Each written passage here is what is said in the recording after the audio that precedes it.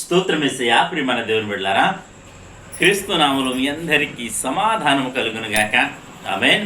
ప్రతి దినము దేవుని వాగ్దానం అనే ఆత్మీయ చక్కటి కార్యక్రమంలో మిమ్మల్ని ప్రేమపూర్వకంగా ఆహ్వానిస్తున్న దేవుని బిడ్డలారా, ఎలా ఉన్నారు? బాగున్నారా? ఉదయాన్నే లేచారా? ప్రార్థన చేసుకున్నారా? కాసేపైనా దేవుని వాక్యాన్ని మీరు చదువుకున్నారా?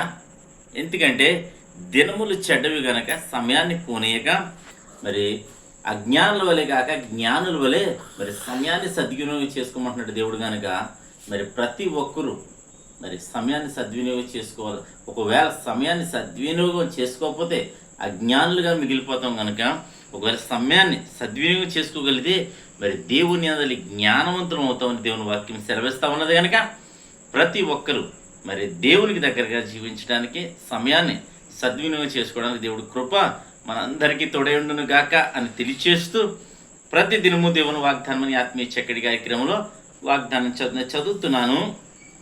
ఆది కాండము 17వ అధ్యాయం 2వ వచనం.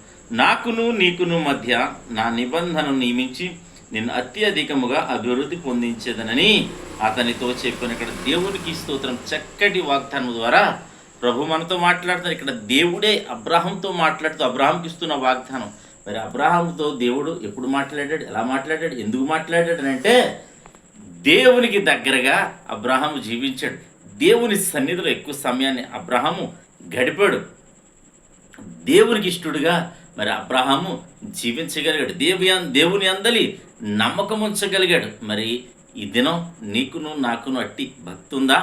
ఒకవేళ అట్టి భక్తి కలిగి మనం నడవగలిగితే, అబ్రాహాముకున్న భక్తి మనలో ఉంటే మరి అబ్రాహామును దీవించిన దేవుడు అబ్రాహాముతో నిబంధన చేసుకున్నాడట. దేవుడు ఏమనంటే నిన్ను అత్యధికముగా అభివృద్ధి పొందించదనని అతనితో చెప్పాను. దేవునికి స్తోత్రం. ఈ దినం దేవుడు నీతోనే మాట్లాడుతూ నీకు ఇస్తున్న వాగ్దానం బట్టి తెలుసా, నిన్ను అత్యధికముగా అభివృద్ధి పొందిస్తానంటున్నాడు. ఈ దినం మరి నీ పరిస్థితికి ఈ వాగ్దానం కాస్త సంబంధం ఉండకపోవచ్చు. అయితే మరి నమ్ముట నీ వలనైతే నమ్మువానికి సమస్తము సాధ్యమని దేవుని వాక్యం ఉంది. ఇది మనుషులకు అసాధ్యమని దేవునికి సమస్తము సాధ్యమని దేవుని వాక్యం ఉంది కనుక ప్రతి ఒక్కరూ దేవుని అందరి విశ్వాసం ఉంచండి. దినం నీ పరిస్థితికి, నీ ఆరోగ్యానికి, నీ స్థితిగతులకు, నీ వ్యాపారానికి, వ్యవసాయానికి మరి దేనికి సంబంధం లేకపోవచ్చు. అన్ని కోల్పోయిన స్థితిలో నువ్వు ఉండొచ్చు.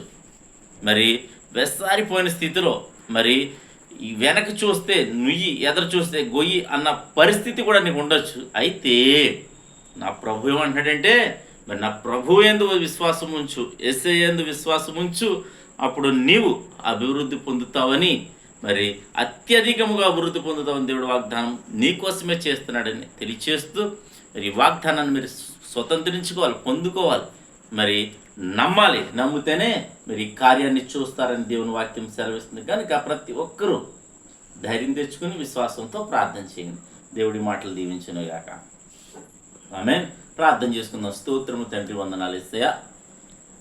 ప్రతి దినము దేవుని వాగ్దానం అని ఆత్మీయ చక్కటి కార్యక్రమంలో తండ్రి మీరు ఇస్తున్న వాగ్దానమును బట్టి స్తోత్రాలు. ఎంతమంది ప్రజలు ప్రభా యూట్యూబ్ ద్వారా, షేర్ చాట్ ద్వారా, ఫేస్బుక్ ద్వారా ఈ రోడ్డు మార్గం వెళ్తూ చదువుతున్నారో వారందరి జీవితాలు ఈ వాగ్దానం మీరు నెరవేర్చండి అయ్యా. అబ్రహాంతో మీరు మాట్లాడారు. నేను ఒక వ్యక్తి, మానవుడు ప్రభా, మానవుడితో మీరు మాట్లాడడం అంటే ప్రభా మరి చాలా విలువైన విషయం కనుక ప్రభా, చాలా శ్రేష్టమైన సంగతి కనుక తండ్రి ప్రతి ఒక్కరితో మీరు మాట్లాడాలంటే ప్రతి ఒక్కరము మేము నీకు దగ్గరగా జీవించాలి. అబ్రహాం చూపించిన భక్తి మా జీవితంలో కనపరచమని ప్రార్థిస్తున్నాం. కనపరిచే కృపను మాకు అనుగ్రహించమని ప్రార్థిస్తున్నాం. అలాగే తండ్రి ఈ దినం రోగులు ఎవరైనా ఉంటే స్వస్థపరచండి ప్రభా. హాస్పిటల్స్ ఉన్నవారిని, బెడ్ రిడన్ అయిపోయిన వారిని ప్రభా, నేను ఆక్సిజన్స్ నేను ఆయా రీతిలుగా రకరకాలైన ప్రజలు నేను రకరకాలుగా ఉంటున్నారు తండ్రి. ప్రతి ఒక్క వ్యాధిని బట్టి నేను ప్రార్థిస్తున్నాం. వారికి స్వస్థత దయచేయమని ప్రార్థిస్తున్నాం. యవనస్తులకి చక్కటి సంబంధాలను గ్రహించమని ప్రార్థిస్తున్నాం. చదువుకొని చిన్న బిడ్డలకు తోడైన ప్రభా, అనేక రకాలైన వ్యసనాలకు గురైపోయి ప్రభా, నేను చిన్న చిన్న బిడ్డలు నా తండ్రి మారక ద్రవ్యాలకు నేను డ్రగ్స్కి ఎడిక్ట్ అయిపోతున్నారు తండ్రి. నేను వారందరినీ క్రీస్తునామములో కనికరించి వారిని నేను విడిపించమని ప్రార్థిస్తున్నాను. అలాగే తండ్రి ఉద్యోగాలను బిడ్డకు ఉద్యోగాలు దయచేయండి. చదువుకుని చుండగా బిడ్డలకు తల్లిదండ్రులు ఫీజులు కట్టే కృపను అనుగ్రహించమని ప్రార్థిస్తున్నాను.